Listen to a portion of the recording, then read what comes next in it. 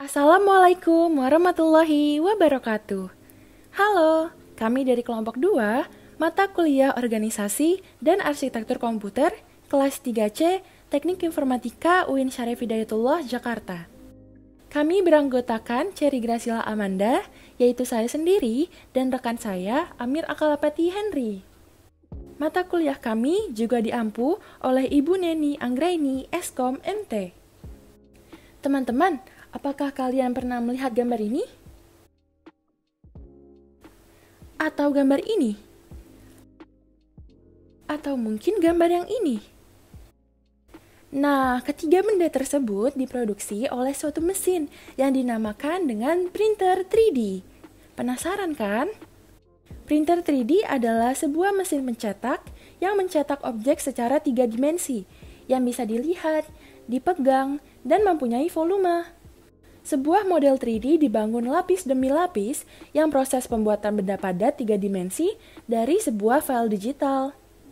Manfaat teknologi printer 3D dalam perancangan arsitektur adalah mudahnya membuat prototipe suatu benda berkualitas tinggi, jauh lebih cepat, dan dengan lebih sedikit usaha. Printer 3D ini mempunyai jenis. Yang pertama, printer direct.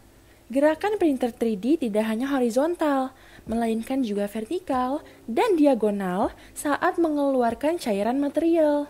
Yang kedua, printer binder. Mencetak layer menggunakan dua bahan yang terpisah, yaitu bubuk kering dan lem cair. Yang ketiga, printer photopolymerization, yaitu printer yang bekerja dengan cahaya untuk memproses senyawa kimia plastik. Dan yang terakhir adalah printer sintering, menggunakan sinar yang ditembakkan ke dalam partikel padat untuk menghasilkan bentuk objek sesuai dengan keinginan. Cocok untuk memproses material logam. Selanjutnya, untuk cara kerja, kelebihan, dan kekurangan dari printer 3D ini akan dijelaskan oleh rekan saya, Amir Akalapati Henry. Cara kerja printer 3 dimensi. Printer 3 dimensi sebenarnya hampir mirip dengan mesin 3D lainnya. Namun, karena adanya penemuan-penemuan baru, sehingga printer 3 dimensi mengalami sedikit perubahan dalam cara kerjanya. Berikut ulasannya. Yang pertama, teknik stereolitografi. Teknik yang biasa disebut dengan SLA ini adalah teknik pertama yang digunakan untuk printer 3 dimensi. Teknik ini dilakukan dengan cara menambahkan sebuah layer secara terus-menerus pada bahan fotopolimer untuk menuju ke atas. Material yang digunakan dalam teknik ini adalah liquid atau sebuah cairan yang akan mengeras ketika terkena sinar atau cahaya ultraviolet. Yang kedua, teknik digital light processing. Teknik yang sering disebut dengan DLP ini memiliki material yang sama dengan SLA. Perbedaan terletak pada proses penyinaran digital. Pada proses digital ini, material yang merupakan liquid tersebut akan berbentuk sebuah objek liquid yang penuh. Kemudian, sebagian dari liquid akan disinari sehingga menjadi mengeras.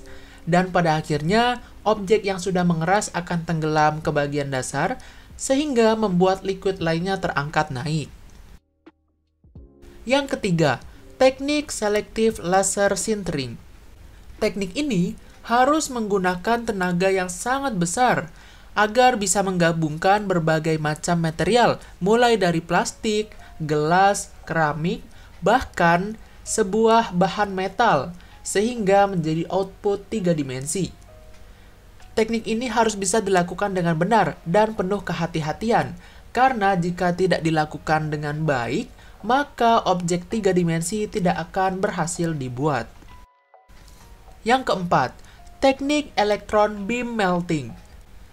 Teknik ini menggunakan bahan metal dalam prosesnya, memerlukan sebuah vakum yang akan memulai proses dengan menyebarkan sebuah layer pada metal powder. Kemudian, elektron beam akan mencairkan powder tersebut menjadi sebuah layer yang keras.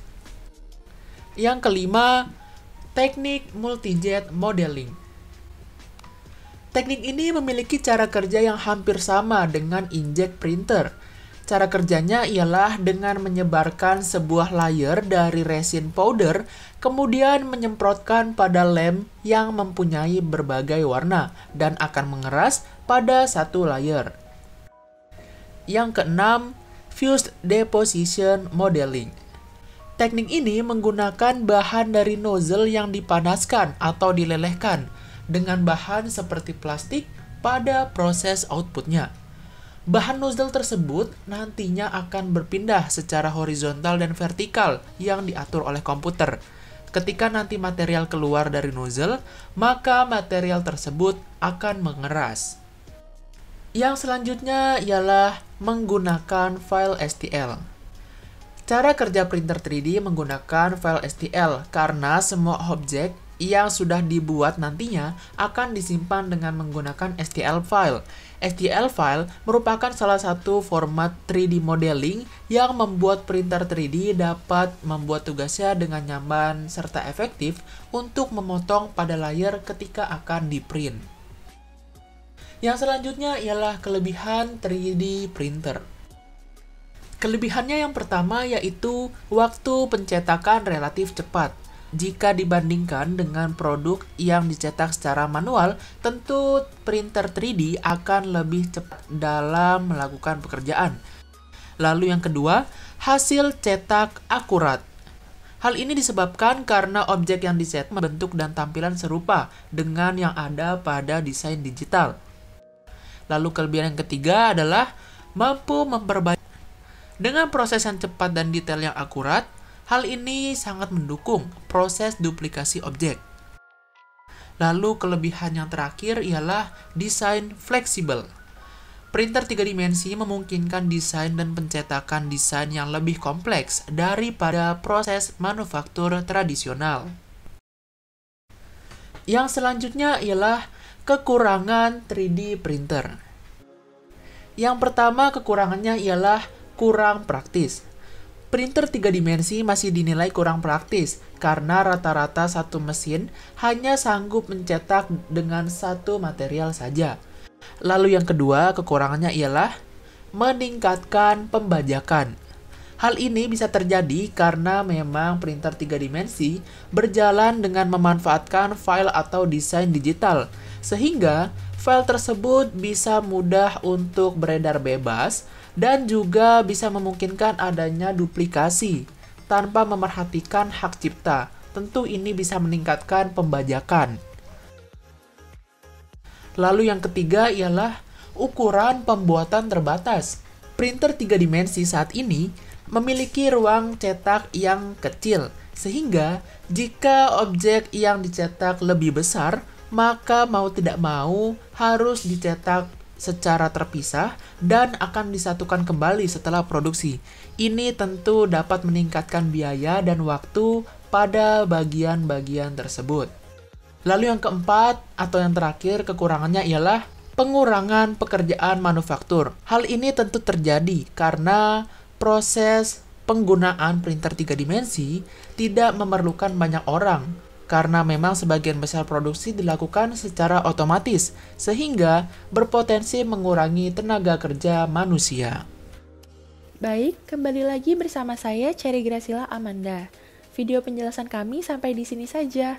Semoga video ini dapat memberikan ilmu baru, dan terima kasih telah menonton. Wassalamualaikum warahmatullahi wabarakatuh.